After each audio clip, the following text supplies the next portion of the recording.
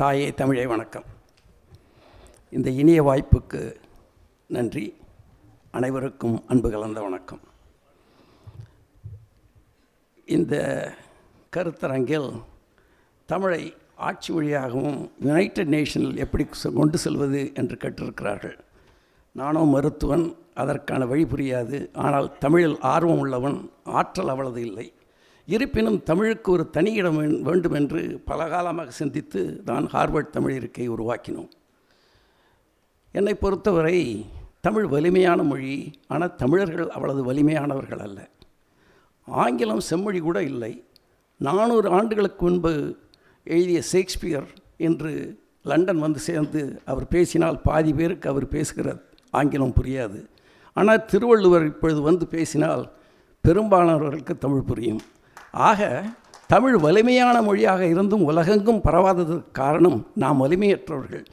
ஆங்கிலம் வலிமை இல்லாத மொழி என்றாலும் ஆங்கிலேயர்கள் வலிமையானவர்கள். காரணம் பொருளாதாரம், வணிகம். எனவே அது பறந்தது. சம்பத் சொன்ன மாதிரி பிஸ்னஸ் போகணுன்னு சொன்னாக்கா மொழியை கற்றுப்பாங்க. ஸோ இங்கே இருக்கிற பொருளாதார மாநாட்டில் உங்களெல்லாம் நான் வேண்டிக்கிறது, நீங்கள்லாம் வலிமையானவர்களாக ஆக வேண்டும். அதுக்கப்புறம் நீங்கள் தமிழை பரப்பலாம். திருக்குறளே சொல்லியிருக்கு, தாளாற்றி தந்த பொருளெல்லாம் தக்கார்க்கு வேளாண்மை செய்தல் பொருட்டு. அதாவது நீங்கள் உழைச்சி செய்கிற பொருளெல்லாம் உங்கள் தேவைக்காக இல்லை, மற்றவர்களுக்காக ஆகக்கூடிய அதுதான் அறம் ஈனும் இன்பமும் ஈனும் தீதின்று வந்த பொருள் ஆகக்கூடிய.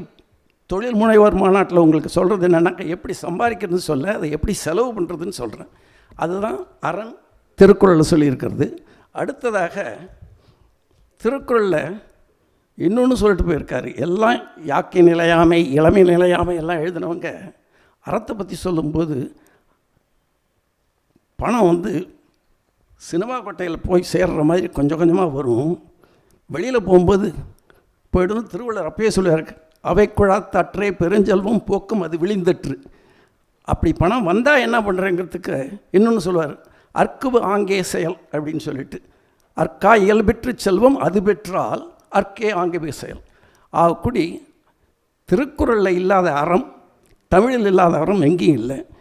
தொழில் முனைவோர் பணம் பண்ணுறது எப்படிங்கிறது உங்களுக்கு தெரிஞ்சால் கூட எப்படி செலவு பண்ணுறது அப்படிங்கிறத நான் சொல்லிவிட்டு இதோட முடிச்சுக்கிறேன். ஸோ தமிழ் வளர்க்கணும்னு சொன்னாக்கா உங்கள் பணத்தை தமிழுக்கு கொடுங்க, நீங்களும் முன்னுக்கு வாங்க. நன்றி, வணக்கம்.